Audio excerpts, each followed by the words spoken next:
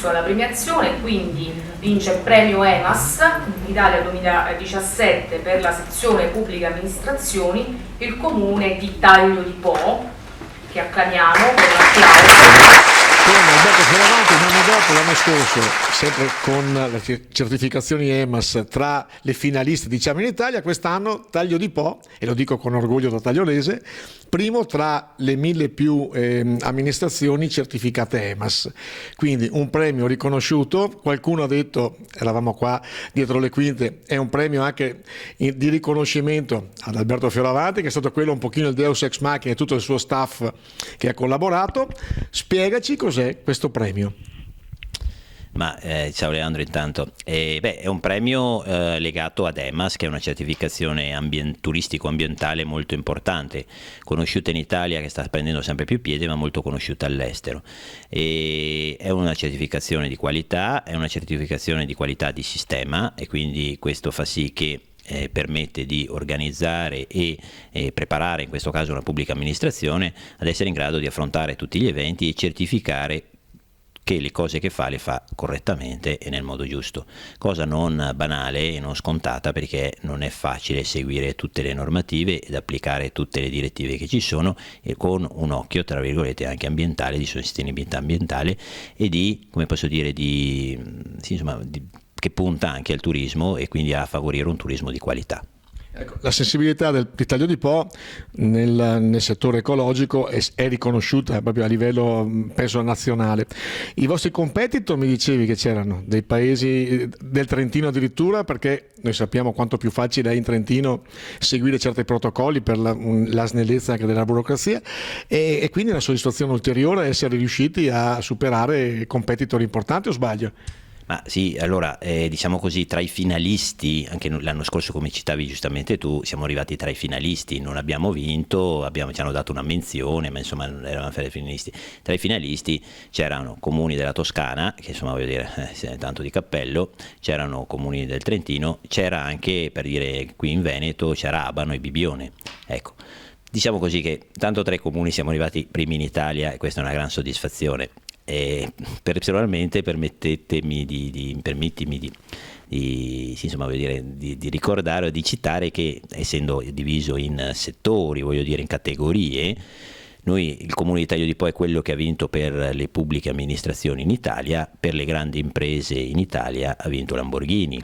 E quindi insomma dare la mano al delegato di Lamborghini e dirgli guarda, siamo arrivati uguali, Taglio di Po e la Lamborghini, insomma vuol dire non è stata una soddisfazione da poco, insomma. Ecco. Orgoglio polesano, quello lo sottolineo, l'ho anche scritto in un post di Facebook, però veramente volevo citare, oltre a te che, come ripeto, sei stato quello che ci ha creduto molto più di altri, tutto il tuo staff, perché c'hai anche qua in amministrazione del comune molte persone che ti hanno seguito. Vuoi citarne qualcuno in particolare? Ma allora partiamo da questa cosa, ecco, velocissimo comunque, è un percorso che è nato nel 2006, quindi c'ha ormai 10 anni, 11 anni. 2006 fortunatamente io c'ero quando abbiamo cominciato, e si è sviluppato soprattutto chiaramente grazie agli amministratori che ci sono stati in questo periodo, questi 10 anni, ma soprattutto grazie agli uffici. Tutti gli uffici hanno dato una mano e quindi tutti vanno ringraziati. È chiaro che quello che c'era più sul corpo, diciamo sul groppone, è quell'ufficio tecnico, e in particolar modo sicuramente Paola Dian, l'architetto Paola Dian, capo ufficio tecnico, Manuela Pregnolato e la Raffaella Fusetti, e in più il custode. Sì, esatto. e Maurizio Ferro, e loro sono quelli che principalmente si occupano, tra le varie altre mansioni, perché non fanno solo questo chiaramente, ma tra le varie mansioni, di portare avanti la certificazione EMAS. Permettimi di citare Simona Canzanelli di Ambiente Italia, che è l'ente che ci dà una mano, voglio dire, nel portare avanti questa certificazione. Ecco, con loro, voglio dire, abbiamo portato avanti in questi anni questa certificazione che ritengo, e anche da quel che dicevano ieri a Parma le aziende private, sia una certificazione dura, importante e, insomma, voglio dire, come posso dire, non semplice da portare avanti per un privato, figuriamoci per il pubblico, e quindi maggior soddisfazione ancora. Ti ringraziamo. Allora, ripetiamo pari merito quasi, diciamo così, con Lamborghini, non per dire.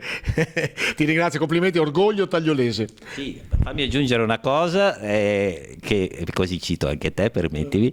Se ti ricordi, l'anno scorso siamo andati assieme a Rimini, alla Fiera di Rimini, e alla Fiera di Rimini insomma, hai fatto il video, insomma, qui hai portato avanti un po' così, hai spiegato cos'era successo quando siamo stati.